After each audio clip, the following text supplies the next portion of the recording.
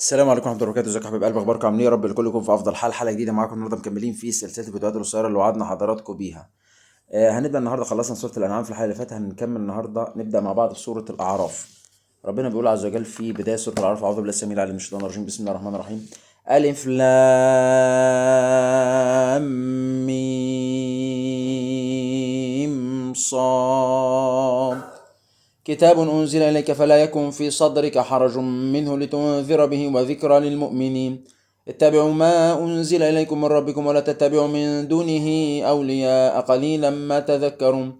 وكم من قرية أهلكناها فجاءها بأسنا بياتا أو هم قائلون.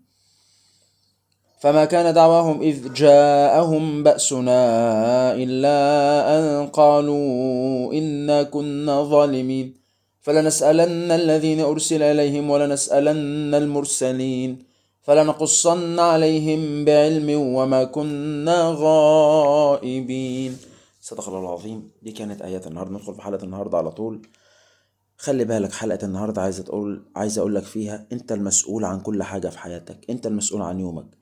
عارف لما تسألني ايه اغلى حاجة على الاطلاق يملكها الانسان، اقول لك هو يومه، هو وقته.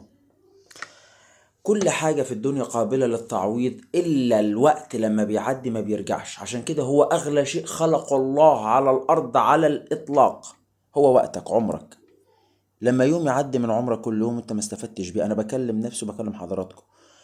حتى لما ساعات مثلا في اثناء غضون اليوم واحنا موجودين كده، بحس ان ساعات اليوم مثلا بيعدي مننا كده، يعني في كام ساعه عدت وانا ما قدرتش ان انا اعمل لها مانجمنت كويس، ما قدرتش امسكها كويس. حسيتها كده، كلمت حد، قعدت مع والدي، مع والدتي، اخواتي، انشغلت مع حد قابلني في الشارع، مش عارف كذا كذا، ضاع مني الوقت وانا ما عرفتش اتحكم بيه بشكل كويس. برضه اقول لك انت المسؤول. دايما هتلاقي على طول في كل الاحوال انت المسؤول عن كل حاجه. انا بظبط، انا بحجم، انا بشوف هقعد مع مين، انا مسؤول. لان ربنا فيه خيارات ساب لك مساحه التصرف فيها. فانت دايما مسؤول. تقول لا، انا لما اكون مثلا قاعد مع واحد، لو انا اكون حريص على وقتي، اعرف ان هنهي الحوار معاه ازاي. مفيش واحد هيمسك بالعافيه يتكلم معاك، لا، انت فتحت عشان انت حسيت ايه، الحوار عجبك او الكلام عجبك فانت فاضي فكلمت، فانت كده مسؤول انك انت ضيعت وقتك. اه والله. طب عايز حاجة، عارف انت لما ساعات واحد يكون مثلا مشغول، واخد معاه حاله، مش عارف، راح المستشفى هتموت، لو لقيت اتنين بيتخانقوا اثناء الطريق وهو رايح، ينزل يصالحهم ويقول لك مش عارف حقك على راسه، مش عارف يفتح الطريق عشان معانا واحد. فشايف اللي عايز بيحل، بيتغاضى عن بعض الحاجات السلبيه عشان هو مشغول بالاهم منها.